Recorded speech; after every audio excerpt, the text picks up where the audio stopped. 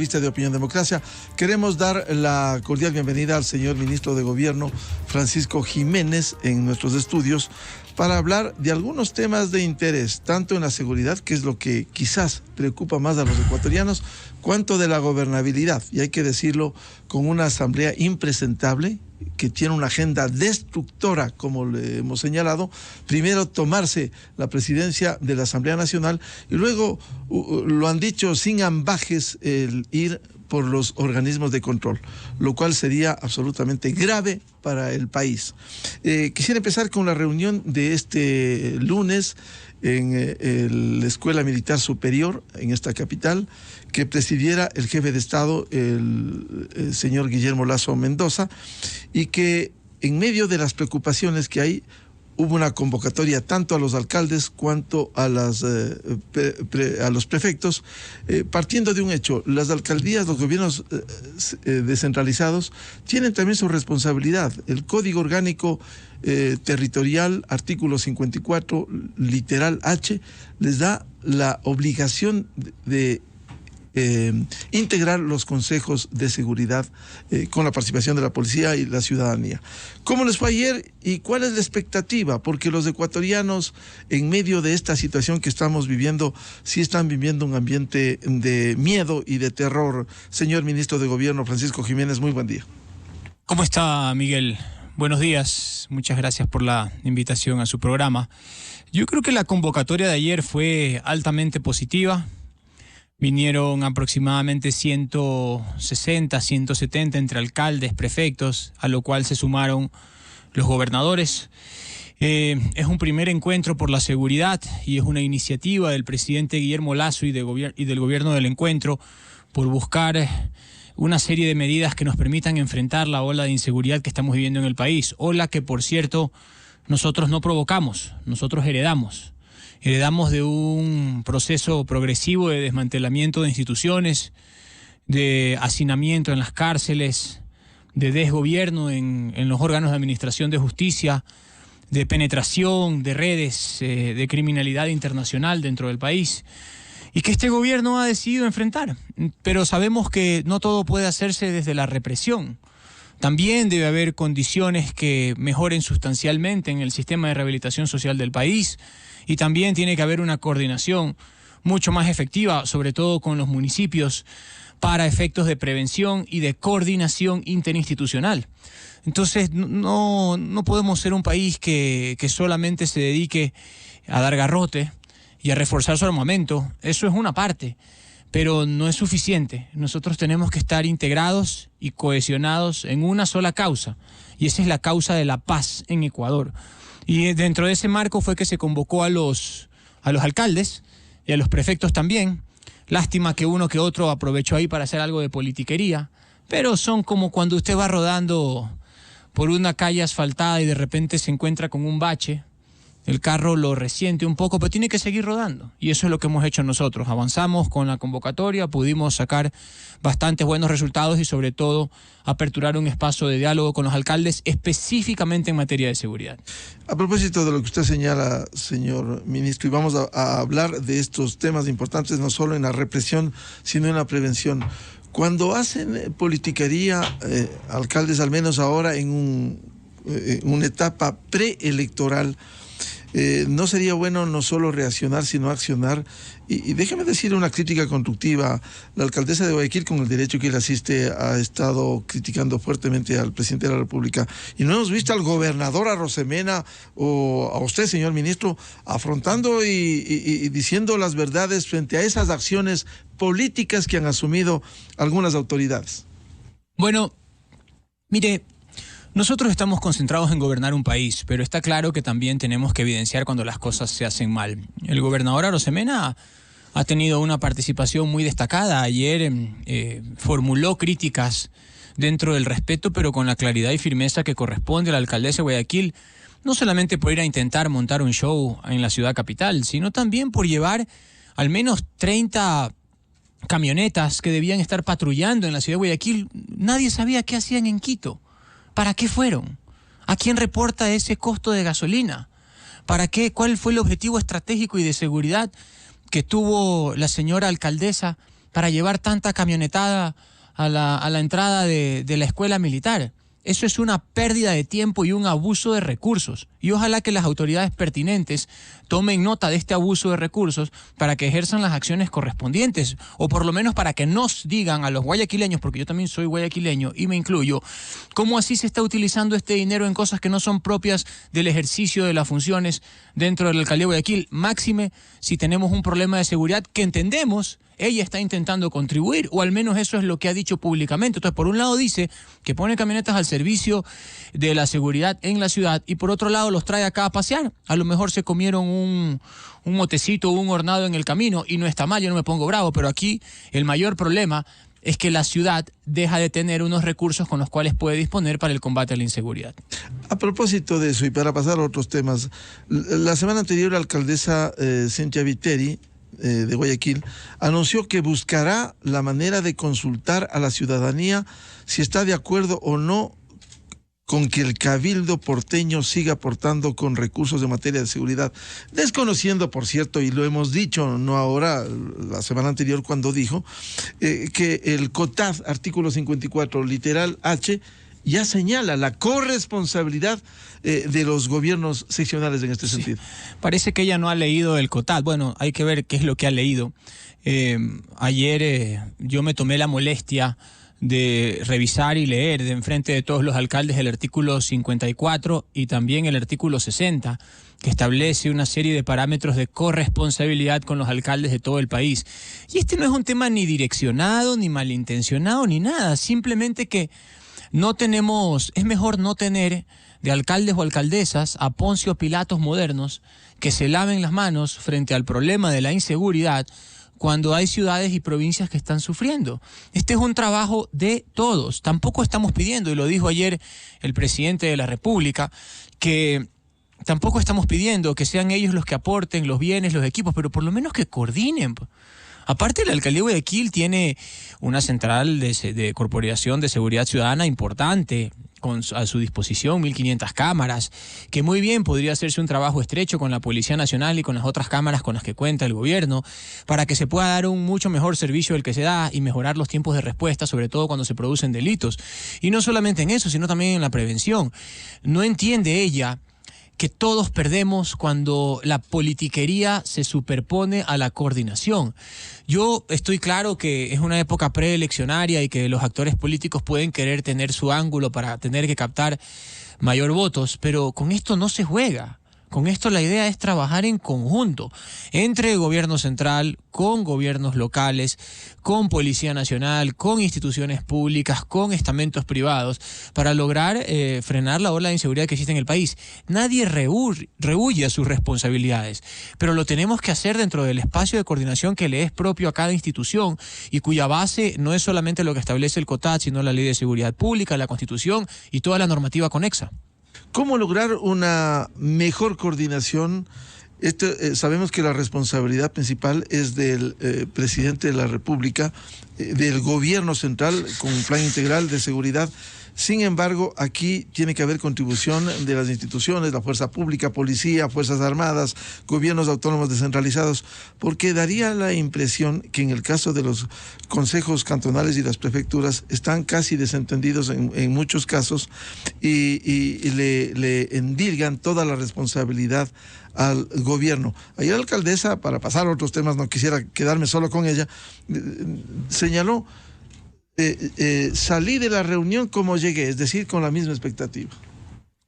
Bueno, a lo mejor tuvo expectativas altas, así que eso puede no ser malo, o a lo mejor tuvo expectativas bajas y no se dio cuenta de lo que estaba sucediendo en la reunión. Y la verdad es que mi abuela decía, cuando yo estaba pequeño, me decía, no hay peor ciego que el que no quiere ver. Y no hay persona más limitada que la que no quiere entender. Y yo creo que en este caso nosotros tenemos que estar muy claros que el problema no es el gobierno, el problema no es la alcaldesa de Guayaquil, el problema no son los gobiernos locales, el problema es la inseguridad y la ola de violencia que existe en el país.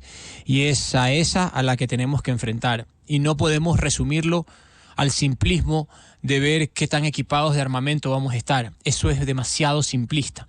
Los gobiernos locales son los que mejor conocen el territorio y están en mejores condiciones de responder a una situación en territorio con mayor eficiencia, y dentro de eso el espacio de coordinación con ellos es fundamental. Con las prefecturas también, aunque ellos están en temas que son un poco más mediatos, pero los alcaldes y los organismos de gobierno local están en directa correlación y corresponsabilidad con lo que sucede en materia de seguridad, y es bueno que lo entiendan así. No podemos dejar que la politiquería, la demagogia y la infantilidad sean los que se apoderen de las políticas públicas, y con eso todos salimos perjudicados. Tenemos que buscar la manera de actuar con racionalidad y madurez para enfrentar este flagelo que nos preocupa a todos. Señor ministro, ¿cómo articular esta política que permita interactuar con todos los sectores? Porque muchos reivindican, en Guayaquil se ha instalado la videovigilancia. ¿Cómo interactuar de tal manera que en un aspecto concertado se pueda actuar contra la delincuencia? Bueno, primero como lo estamos haciendo, ¿no? Yo creo que hay tres facetas en materia de lucha contra la inseguridad. La primera es la movilización de recursos, que el gobierno nacional ya la ha hecho. Recursos en diferentes espacios, en diferentes territorios, recursos humanos, recursos logísticos, recursos operativos. La segunda es un espacio de coordinación para efectos de la prevención. Y por eso es que también nos reunimos ahora con los municipios, nos hemos reunido con algunas instituciones de la Administración de Justicia, con algunas instituciones de gobierno local, con Secretaría de Riesgos, con bomberos, en fin, con una serie de instituciones, porque esa coordinación nos permite tener mejores resultados. Y la tercera es la reforma normativa, que eso es un poco más a largo y mediano plazo. Eso tiene que ver ya con los problemas de fondo en la Fiscalía, en la Administración de Justicia, en los jueces penales, en una serie de instituciones que tienen que ver también con la Administración de Justicia, con el hacinamiento en las cárceles, y que también debe ser hecho, pero que toma un poco más de tiempo. En todo caso, nosotros estamos intentando atacar con los tres niveles. Tenemos un ministro que es el encargado del tema de seguridad, que es el ministro del Interior, que desde nuestro punto de vista lo está haciendo muy bien, pero está claro que son muchas las acciones y no pueden solamente ser vistas desde la represión. Tiene que ser complementado también con acciones en materia de derechos humanos, con un mejor sistema de rehabilitación social y, por supuesto, con una coordinación mucho más eficiente en territorio. ¿Y qué se está haciendo en prevención, de tal manera que permita al país asumir esta fase de prevención antes que hay que hacerlo desde el Estado, la etapa de represión? Bueno, la prevención es algo que tiene que ver con la coordinación interinstitucional. Justamente por eso fue ayer el primer encuentro en materia de seguridad, por eso hemos hablado con una serie de instituciones de la Administración de Justicia, por eso también hemos estado coordinando con una serie de líderes de policía comunitaria, que si bien es cierto no tienen la potestad de utilizar armas de fuego porque son policía comunitaria, al menos son, como dicen en mi barrio, campanas de las cosas que puedan suceder en alguna esquina o en algún barrio de la ciudad. Y son cosas que ayudan. El otro día que el gobernador mencionaba el tema de la iluminación, algunos pues criticaron este aspecto, pero aunque parezca menor y aunque parezca una tontería, es un tema también de importancia, así como el buen ornato en las calles y el buen mantenimiento de las vías públicas. Son cosas que inciden en menor medida, pero de todas maneras no dejan de tener una influencia, y nosotros estamos claros que si queremos obtener resultados a corto, mediano y largo plazo, tenemos que tener estrategias para estos tres escenarios. Señor ministro, en ese sentido, ¿cuáles serían las conclusiones? Porque siempre hay que arribar a las conclusiones de la reunión de ayer. ¿Cuál ha sido el saldo positivo? ¿Va a haber un cronograma de trabajo? Es decir, el país quisiera ver esos resultados tangibles. Lo primero es que el éxito del espacio de coordinación de ayer fue un muy buen espacio. Repito, se pudo trabajar con el 99% de los alcaldes y de los gobiernos locales que ayer asistieron. Quedamos en que íbamos a implementar los consejos cantonales de seguridad, porque eso es lo que establece justamente el artículo 54, coordinado por los alcaldes. Hemos dado las disposiciones también a las gobernaciones para que controlen la instauración de estos consejos municipales, que se van a agrupar todos en los consejos provinciales de seguridad. Hemos quedado también en volvernos a reunir el mes siguiente. Es una convocatoria que estaremos haciendo oportunamente. De hecho, el presidente, aquí estoy adentrándome en un terreno que era del presidente, que no lo dijo ayer, pero una noticia extraordinariamente positiva para los municipios, y es que a partir del mes de junio se va a incrementar sus asignaciones en un 11%. Él no lo pudo decir ayer porque estuvimos tan centrados en el tema de seguridad que no pudo anunciar que a partir del mes de junio, conforme a la notificación que tenemos de finanzas, se va a incrementar en un 11% la recaudación de los municipios. Y lo que queremos es solicitarle a ellos que una parte de esos valores puedan ser destinados a seguridad. Fueron algunas de las decisiones que tomamos el día de ayer. Nosotros estaremos haciendo llegar una comunicación a las gobernaciones, que son al final del día los brazos ejecutores dentro del Ministerio de Gobierno, para que se pueda hacer llegar esta información inclusive a todos los consejos cantonales y de esa manera poder ir avanzando en una agenda que sea mucho más definida. Aun cuando, a propósito de lo que usted dice, señor ministro, aun cuando son gobiernos autónomos descentralizados, ¿cómo pedirles cuentas? ¿Más recursos a cambio de qué? ¿En qué condiciones? Porque debieran priorizar las tareas hoy enmarcados en la seguridad. Sí, ellos son gobiernos autónomos y tienen un margen de competencias que nosotros debemos respetar. Los sistemas de control van por otro lado, pero el gobierno, el Estado central, no les puede exigir dónde gastar su plata. Puede recomendar, puede sugerir, y nosotros creemos que debe haber un presupuesto destinado a seguridad. Pero nosotros lo que tenemos es que generar las condiciones para que ellos puedan hacer mejor su trabajo, y el gobierno lo está haciendo. Mire usted que hace apenas unos días el gobierno pagó 120 millones de dólares a la seguridad social, que yo a lo que venía en el carro estaba escuchando al señor del IES que hablaban de la crisis del IES, y allí, por ejemplo, pues no se dijo que, quién sabe, ya perdimos la historia y la memoria de hace qué tiempo no se le pagaba un valor importante al Instituto Ecuatoriano de Seguridad Social para que pueda compensar su iliquidez. Y el gobierno apenas hace unos días le entregó 120 millones. En materia de educación hemos invertido aproximadamente 200 millones en lo que va este año y recuperado 55% de las escuelas urbanas que estaban en malas condiciones. Hoy estamos procediendo a un incremento del 11% que va a dar un promedio total anual del 7% para todos los municipios. Es decir, el gobierno está cumpliendo.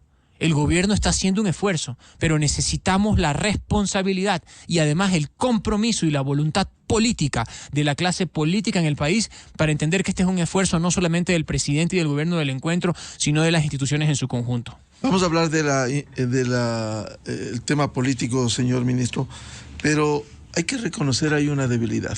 Lo que usted dice, el gobierno ha reconocido la deuda, se ha firmado un documento, se ha cancelado 120 millones, pero vea usted, acaba de renunciar el presidente del Consejo Directivo del IES con quejas frente a la falta de gobernabilidad. Como le decíamos al presidente de la Cámara de Comercio de Quito, aquí hay corresponsabilidad del sector empleador cuanto del sector de los trabajadores, delegados que están 12 años. El gobierno cumple con la entrega de recursos, pero hay una débil institucionalidad. ¿Cómo fortalecerla? ¿Tendrá que nombrar al nuevo representante, el presidente Lazo, al Consejo Directivo del IES? Tiene que nombrar el presidente al nuevo representante, seguramente lo hará en los próximos días. Esta ya es una administración que concluyó, no pudo conseguir los objetivos que el gobierno había planteado en términos de solidez institucional, pero la vida sigue y los estados también. Y el gobierno del encuentro es el que está gobernando. Y si este señor pues no pudo afrontar los desafíos que suponía reinstitucionalizar la institución, generar mejores niveles de liquidez, trabajar de forma conjunta con empleadores y trabajadores, pues tenemos que buscar una nueva persona que lo haga. Lo que tiene que estar claro es que nosotros no vamos a retroceder, vamos a ir hacia adelante. Estamos aquí para gobernar. Apenas tenemos un año en el proceso de gobierno y hay personas pues que nos cuestionan, pero está bien, así es la democracia y nuestra obligación es seguir mirando con orgullo, con la capacidad que consideramos podemos tener para sacar adelante al país, y seguramente vamos a estar decidiendo quién es la persona que se va a encargar de la institución en los próximos días, pero insisto, al Ecuador le conviene un IES robusto. Al Ecuador le conviene un IES institucionalizado. Al Ecuador le conviene un IES que pueda cumplir con sus prestaciones con calidad y con calidez. Y eso es lo que vamos a seguir empujando. ¿No sería bueno, señor ministro, darle mayor solidez y respaldo político a estas acciones? Vea usted, el caso del IES. El primer delegado del presidente de la República, uno de los hombres más conocedores de la seguridad social, el doctor Jorge Madera, entró y dijo que iba a combatir las mafias en el IES. Y no duró mucho tiempo, presentó la renuncia y el presidente, bien, gracias. ¿No sería bueno fortalecer desde el ámbito político a su delegado al Consejo Directivo del IES? Sin duda que sí, sin duda que sí. Yo creo que hay intangibles en la actividad política que tienen que ver con el apoyo y con el fortalecimiento. Si es que una autoridad encuentra problemas para conducir los destinos de una institución, pues entonces tiene que tener el soporte y la voluntad política para impulsarlo. Pero déjeme decirle algo, también hay que tener un poco de personalidad. Nada es fácil. En el Ecuador el proceso gubernamental no es sencillo. Para el presidente de la República también estar al frente de un país con una clase política que a veces no entiende los enormes desafíos en los que estamos inmersos no es sencillo. Combatir la corrupción tampoco lo es, pero nosotros estamos aquí para dar esa pelea, para dar esa batalla. Sabemos que hay un país con poca institucionalidad. Sabemos que hay un país con niveles de corrupción importantes, sabemos que hay un país con una clase política que a veces raya de irresponsable, no toda, porque no se puede generalizar, pero una parte sí, pero estamos aquí para enfrentar esas condiciones. Y mientras estemos aquí al frente y se dé el periodo de nuestro mandato, entonces tenemos que hacer lo máximo de nuestras capacidades para poder cumplir con ese mandato popular que nos fue dado hace ya un año. Yo considero que igual lo estamos cumpliendo. Se han logrado cosas importantes en materia económica, se han logrado cosas importantes en materia institucional, se han logrado cosas importantes en materia de salud, como la vacunación, pero falta mucho. Sabemos que hay una pelea muy importante y un desafío muy importante en materia de seguridad que lo vamos a afrontar, insisto, no solamente desde la movilización de recursos, sino también desde la coordinación y el trabajo con las diferentes instituciones. Y sobre todo, sabemos también que para constituir un país de derechos, de libertades y verdaderamente democrático, tenemos que reforzar a las instituciones. Volviendo al tema de la seguridad y la reunión de este lunes, señor ministro, ¿cómo lograr contribuir desde el gobierno central, gobierno nacional, con los GATS, con los gobiernos autónomos descentralizados? ¿Sabe usted que de los 221 consejos cantonales nos llegan a 100? Es correcto. Los consejos de seguridad ciudadana. Es correcto. ¿Cómo pueden funcionar? De hecho, hay 43%, de esa estadística nos enteramos ayer. Hay 43% simplemente de los que están funcionando. Eso es muy bajo. Nuestra meta debe ser que funcione más del 90%. Ese es uno de los grandes desafíos para el segundo encuentro por la seguridad. Es algo que vamos a reforzar con las gobernaciones, vamos a hacer seguimiento, pero a nosotros, y yo quiero que no se me malentienda, nos interesan organismos seccionales robustos, fortalecidos, institucionalizados. No nos interesa debilitarnos. Está claro que vamos a tener algunos con los cuales podamos diferir políticamente, pero más allá de eso, todas las ciudades, incluida mi ciudad, por ejemplo, tienen que recibir sus dineros. Todas las ciudades tienen que recibir el soporte institucional para que puedan actuar. Todas las ciudades tienen que estar en coordinación con las gobernaciones para que puedan tener mejores resultados. Una cosa es lo que pueda suceder a nivel político y las diferencias que podamos tener, y otra cosa son los resultados que requiere la ciudadanía, y con eso no se puede transigir. Señor ministro, tema político. ¿Cómo están las relaciones con la Asamblea Nacional? Cuando hemos denunciado allí avanza una agenda destructora, lo digo a título personal, en donde se advierte, luego de tomarse la presidencia de la Asamblea Nacional, ahora quieren ir por los organismos de control. ¿Cómo enfrentar esta agenda destructora que tiene una mayoría legislativa, no todos por cierto, pero sí una mayoría legislativa que avanza no solo para la destrucción, sino la desestabilización? Bueno, nosotros lo hemos dicho desde el comienzo. Lamentablemente en la Asamblea hay fuerzas políticas que están buscando la inestabilidad de la institución. Nosotros como gobierno no estamos de acuerdo con lo que sucedió hace una semana. Vamos a ver de qué manera se pronuncia los órganos judiciales correspondientes. De todas maneras, es muy preocupante lo que está sucediendo en la Asamblea, porque violentando una serie de normas de la ley orgánica de la función legislativa y además también medidas cautelares que estaban expresamente emitidas para evitar que se produzcan este tipo de irregularidades, fueron violentadas, fueron obviadas en un afán obcecado de poder, por simplemente captar la preeminencia sobre esa institución. Nosotros hemos dicho que nos vamos a mantener atentos, estamos esperando que este conflicto se termine de aclarar. Entendemos que también hay otros procesos de denuncia respecto de los diferentes miembros del CAL. Nos preocupa la inestabilidad de la institución y por sobre todo nos preocupa las agendas que determinadas organizaciones políticas puedan querer tener sobre la Asamblea y de qué manera se traslade esto a las otras instituciones. Igual vamos a estar vigilantes, a nosotros no nos va a temblar la mano en lo que a nuestras funciones respecta. No vamos a intervenir en el funcionamiento de la Asamblea, pero vamos a estar muy pendientes porque independencia no es indiferencia. Independencia es respeto, pero nosotros vamos a respetarlo con la Constitución en la mano y sobre todo con el respeto a las normas jurídicas que deben regir no solamente el funcionamiento del Poder Ejecutivo, sino también el del Poder Legislativo y el Poder Judicial. ¿Y qué hacer con esa mayoría legislativa en donde tiene su agenda y en donde hay ya por denuncias públicas hasta asambleístas que les han quitado la visa, el señor Ronnie Aliaga, por ejemplo? Bueno, tendremos que estar atentos. A nosotros no vemos con buenos ojos todo lo que está sucediendo en la Asamblea. Todavía hay una fase de recomposición, no quisiera decir de descomposición, pero sí de recomposición de las fuerzas dentro de la Asamblea. A nuestro juicio, la Asamblea sigue en el limbo jurídico. Tenemos que esperar a que esta neblina se disipe y poder ver cuál es el tablero, si es que es de estabilidad o inestabilidad que va a existir en la Asamblea, si es de respeto a las normas legales o irrespeto, y de qué manera piensan ellos plantearse de cara al Ejecutivo. Yo había promovido un primer espacio de diálogo con todos los jefes de bancada que no salió mal porque permitió avanzar con la ley del uso progresivo de la fuerza y que está ahora, me parece, ya prácticamente para votarse. Entonces se pudo tener un avance concreto, pero no es lo único. Hay muchas otras cosas que están ahí pendientes. Lamentablemente no podemos avanzar por todo lo que está sucediendo, así que el Ejecutivo es el más interesado en que este panorama se aclare, pero insisto, con respeto a la Constitución, a la ley y a las normas jurídicas que deben regir el correcto funcionamiento de la Asamblea. El diálogo es importante y los puentes que se han tendido. Sin embargo, con sectores como el correísmo, que busca la desestabilización, que busca la comisión de la mentira, perdón, dicen la comisión de la verdad.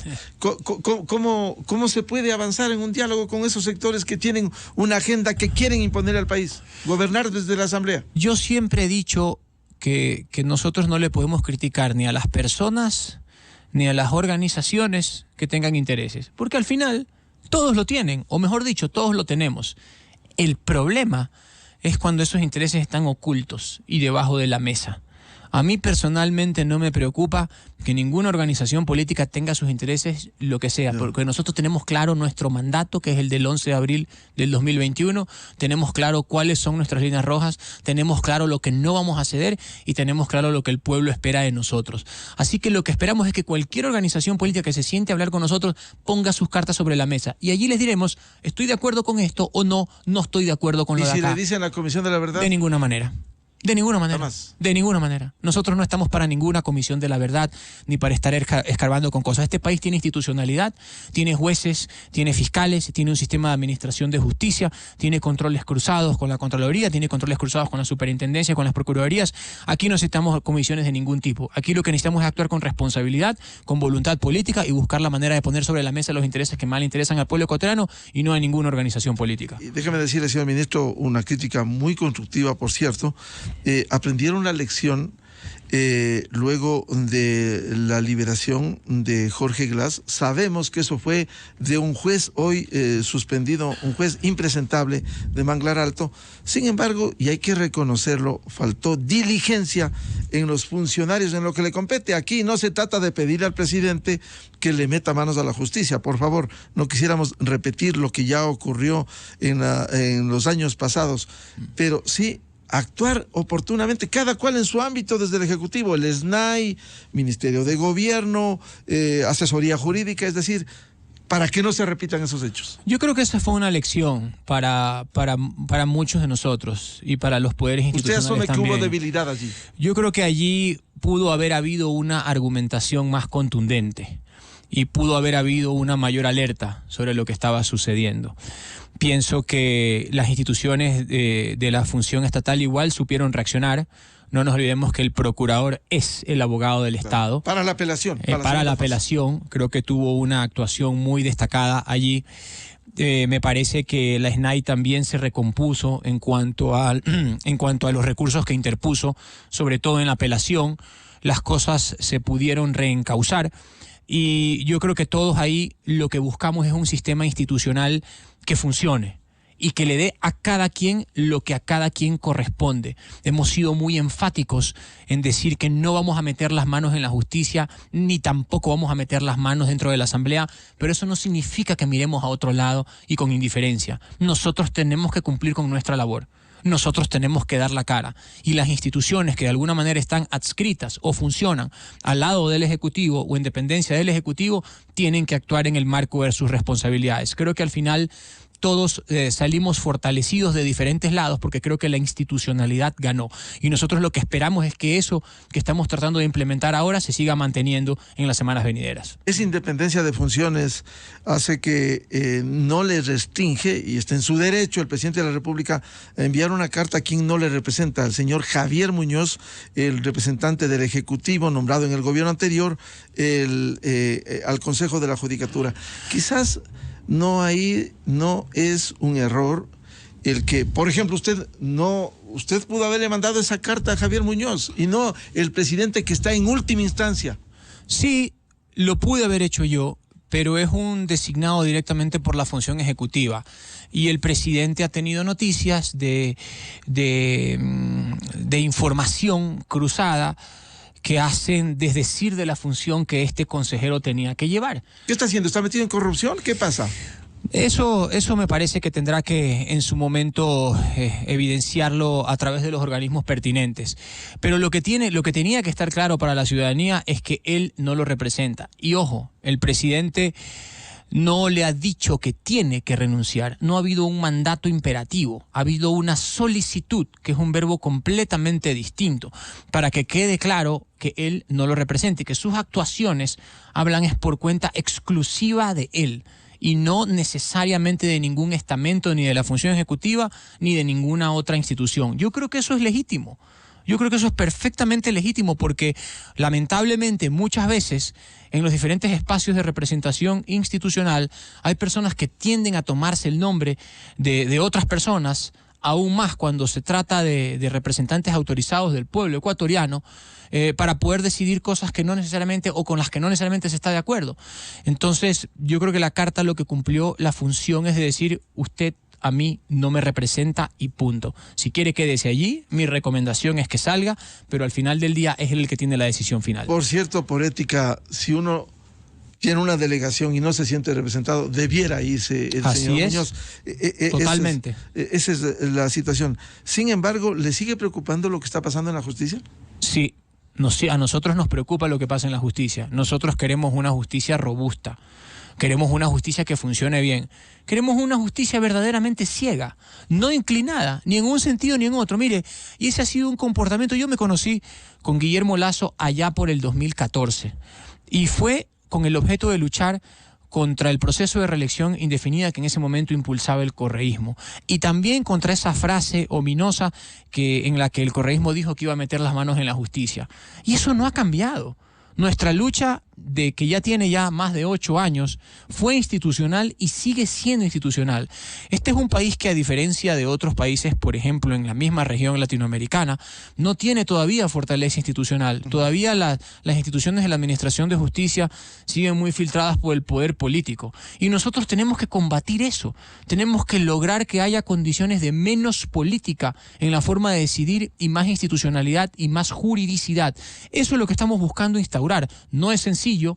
A veces nos dicen pues que somos un poco ingenuos, pero nuestra obligación, como siempre he dicho, mientras estemos al frente de este proceso, es buscar la manera de instaurar estas condiciones. Señor ministro, el gobierno sigue pendiente de un hecho que fue otra de las acciones impresentables de la Asamblea Nacional, cuando se concediera amnistía de manera indiscriminada, incluso con sentencias, evadiendo el principio constitucional de lo que significa una verdadera amnistía. La Corte Constitucional le pidió explicaciones a la Asamblea. ¿Ustedes están pendientes a fin de que esto no sea otro de los casos que va a morir en el olvido en el Ecuador para venir a otro escándalo? ¿Usted se refiere a las amnistías que se dieron en favor de 300 personas? Por 268, sí. Por 268. A ver, nosotros fuimos muy claros. Ningún asambleísta del movimiento Creo votó en favor de esas amnistías. Nosotros respetamos al pueblo de Quito. Vimos con horror y con espanto lo que sucedió en octubre del 2019. Nos juramos que nunca más eso iba a pasar, al menos cuando nosotros estemos al frente. Por lo tanto, no podíamos haber estado jamás en favor de un proceso de amnistías que se olvidaba de los atentados que sufrió la ciudad capital en esa época. Vamos a estar pendientes y vamos a estar vigilantes. Nuestra posición es con el pueblo quiteño. El presidente lo ha dicho claramente, nosotros respetamos, valoramos y lo que buscamos proteger es el trabajo de los policías. Lo que queremos son mejores condiciones para que ellos puedan trabajar con cada vez mayor fortaleza y estabilidad en sus respectivos destacamentos. Vamos a estar pendientes de lo que al respecto decía la Corte Constitucional y por supuesto vamos a estar pendientes también de que estos hechos no puedan volver a repetirse. A propósito de eso, ¿están preocupados por lo que el señor Issa y la dirigencia de la CONAIE sigue falseando la verdad en las comunidades, dando su discurso? Él ha dicho, desde el próximo lunes 13 va una acción permanente del sector indígena. Bueno, él está en su derecho de criticar lo que considere que debe criticar, pero nosotros no vamos a permitir desmanes. Y tampoco nos vamos a prestar para que las calles sean caotizadas. Vamos a actuar con la Constitución y con la ley en la mano.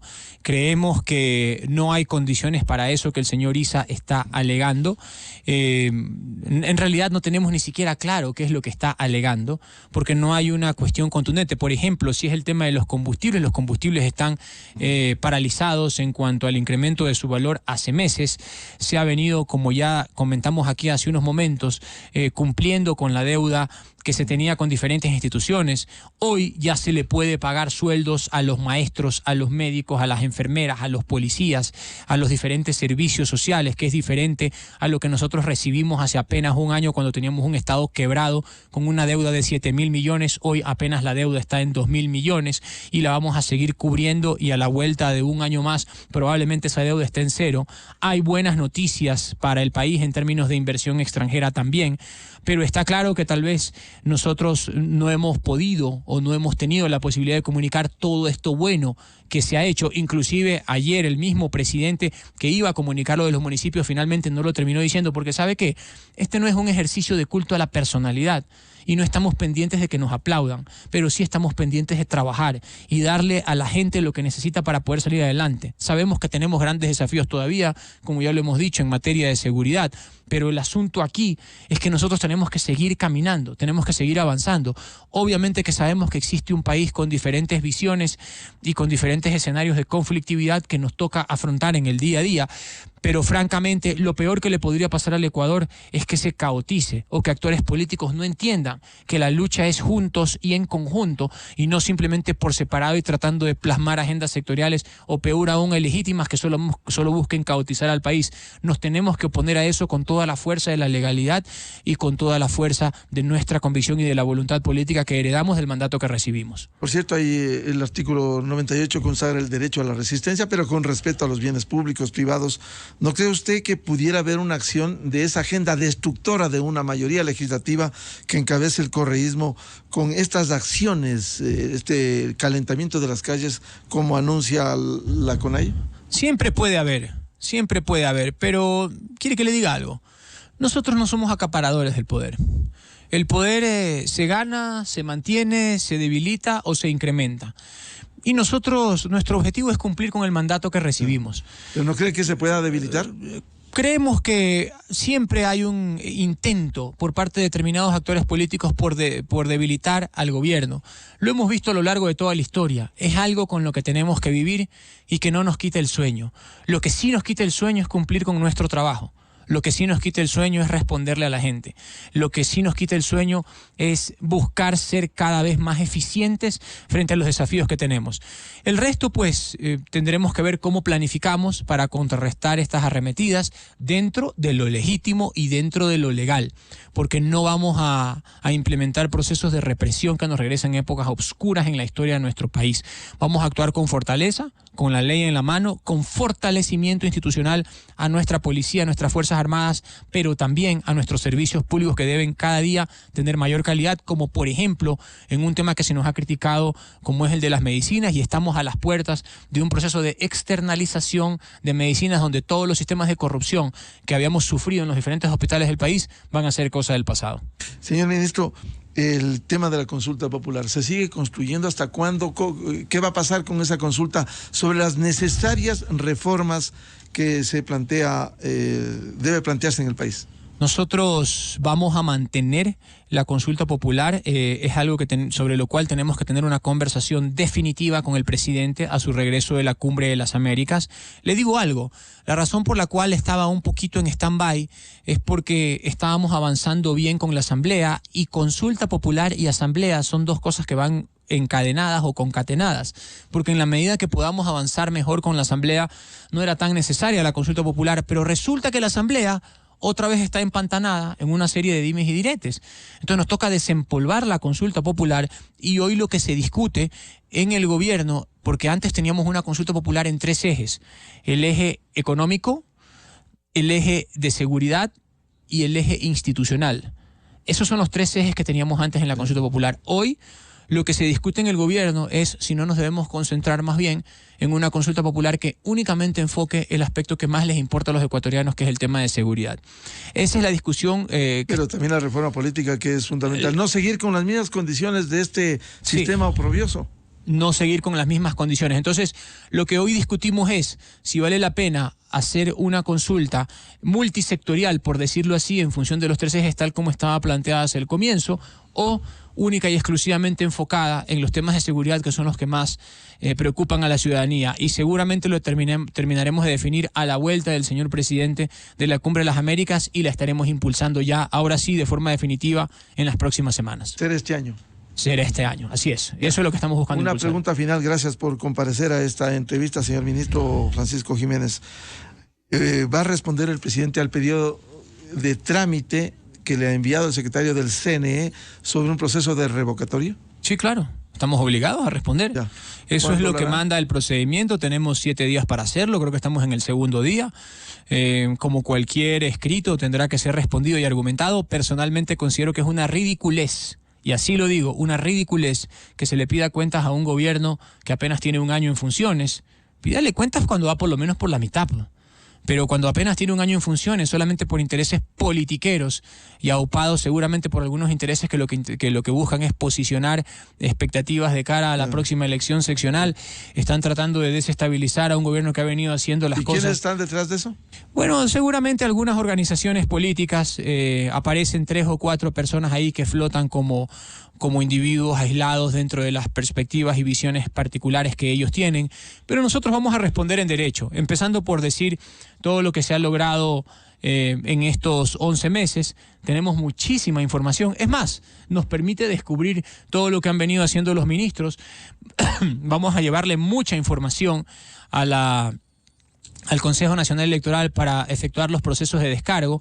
Como digo, el trasfondo de esto es un afán un poco politiquero, pero hay un debido proceso que tenemos que cumplir, lo vamos a cumplir, y obviamente vamos a descargar la información que requiere el Consejo Nacional Electoral, sabiendo que es absolutamente desproporcionado pedirle cuentas de cumplimiento a un gobierno que apenas tiene 1 año en funciones. Bien, al señor ministro de Gobierno, Francisco Jiménez, gracias por atender en estudios a la revista de Opinión Democracia. 8:08 en el territorio continental ecuatoriano. Vamos a una pausa.